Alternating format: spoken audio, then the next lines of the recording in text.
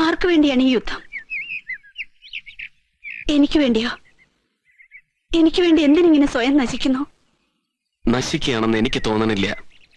ശരിയെന്ന് തോന്നണാണ് ഞാൻ ചെയ്യണത്. തോറ്റുകൊടുത്ത് ശീലവുമില്ല.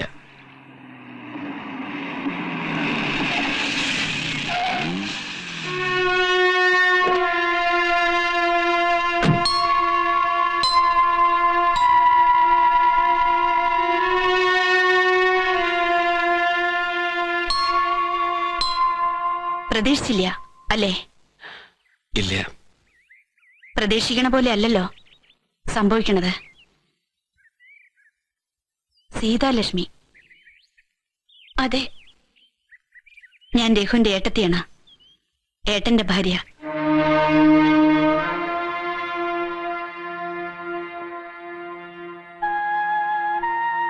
മാപ്പർഹിക്കാത്ത തെറ്റാണ് എന്റെ ഭർത്താവ് ചെയ്തത്. എന്ത് പ്രായശ്ചിത്താണ് ഞാൻ ചെയ്യേണ്ടത്?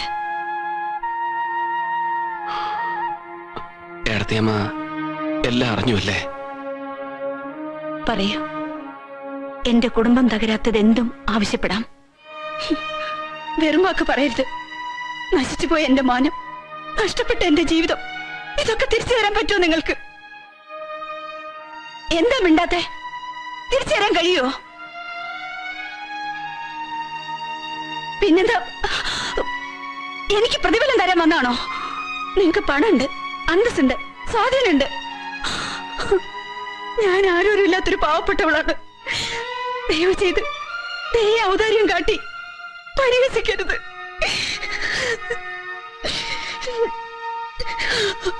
എങ്കിൽ ഇനി എനിക്ക് ഇവനോട് മാത്രമേ സംസാരിക്കാനുള്ളൂ.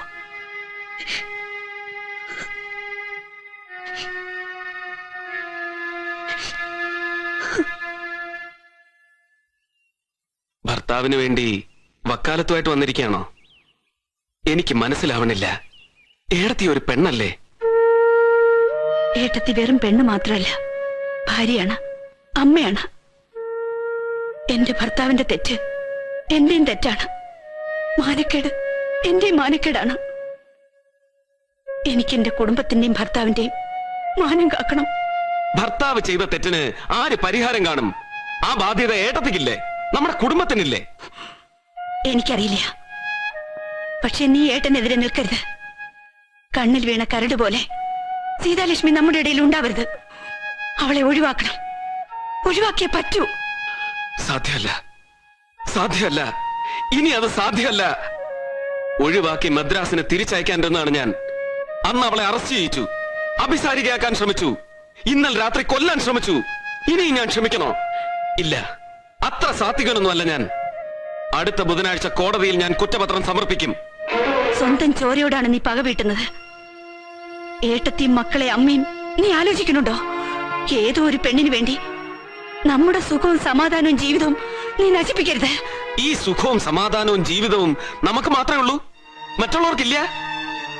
ഇത്ര സെൽഫിഷ് ആവാൻ കഴിയണല്ലോ ഏട്ടത്തിക്ക്. ഏട്ടത്തിക്ക് വലുത് ഭർത്താവും മക്കളുമാണ്. അവരെ കുറിച്ച് മാത്രമേ ഞാൻ ആലോചിക്കുന്നുള്ളൂ.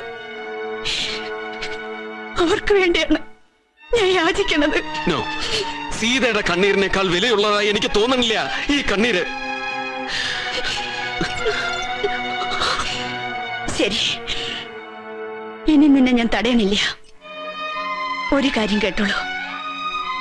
നീ കുറ്റപത്രം സമർപ്പിക്കുമ്പോ ഏട്ടനും ഏട്ടത്തിയും മക്കളും ജീവിച്ചിരിക്കുന്നുണ്ടാവില്ല. സത്യം, ഞങ്ങളത് ചെയ്യും. ഒരു ഭാര്യയുടെ, ഒരമ്മയുടെ നിശ്ചയാണ് സത്യം.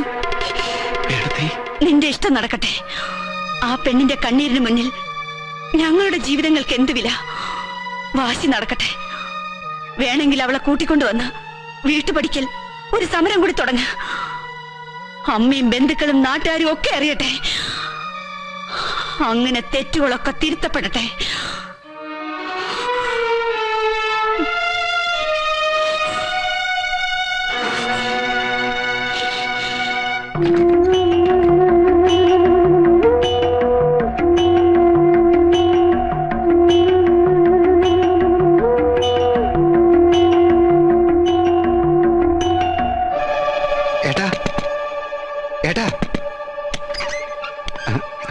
രഘു പെണ്ണെ കൊണ്ടുവന്നിരിക്കണു.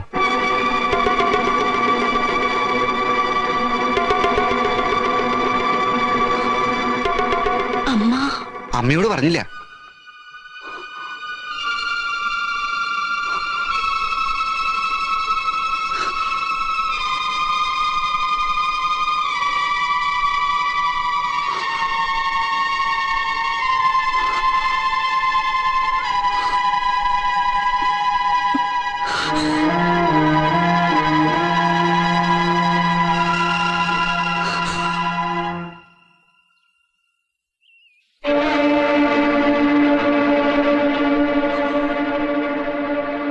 ഏടത്തിയമ്മ ഭയപ്പെടണ്ട.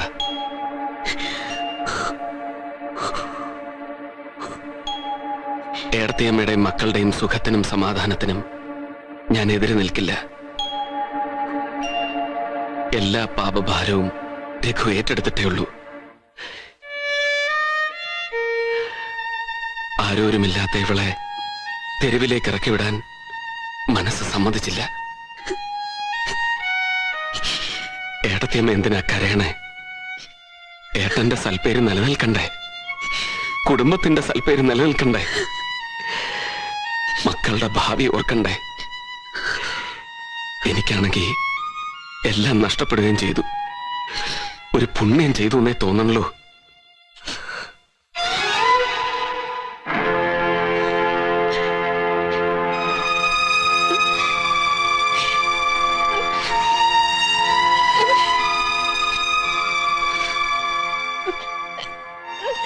ശപിക്കരുതമ്മേ. ക്ഷമിച്ച് ഞങ്ങളെ അനുഗ്രഹിക്കണം.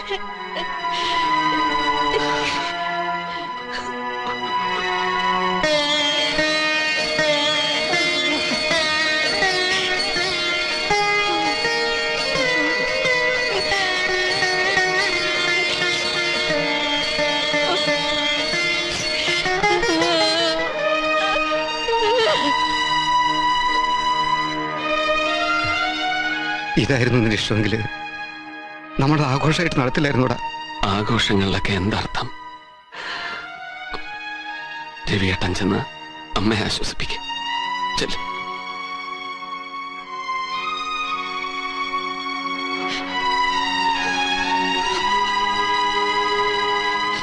ഏട്ടൻ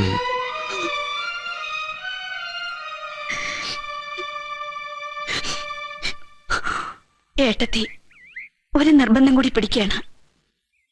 ഏട്ടന്റെ മുന്നിലേക്ക് സീതയും കൊണ്ട് നീ ചെല്ലരുത്. പക്ഷേ കാണാതെ എനിക്ക് കണ്ടേ പറ്റൂ. ഞാൻ യാചിക്കുകയാണ്. കുറ്റബോധത്തിന്റെ ഉമിത്തിയിൽ നീറുകയാണ് ഏട്ടൻ. ഇനി ശിക്ഷിക്കരുത്. ഈ കാരുണ്യം കൂടി നീ എന്നോട് കാട്ടണം.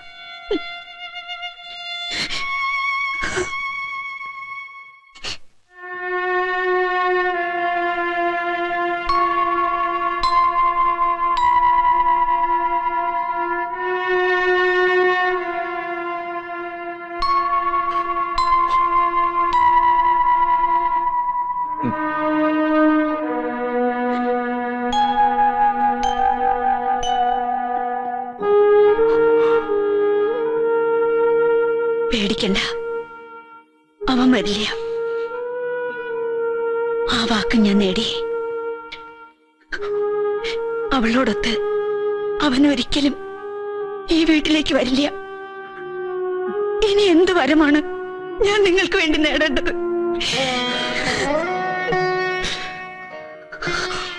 പറയൂ, ഒരു ഭാര്യ ഭർത്താവിന് വേണ്ടി ഇനി എന്തെല്ലാം കാരുണ്യങ്ങളാണ് നേടേണ്ടത്?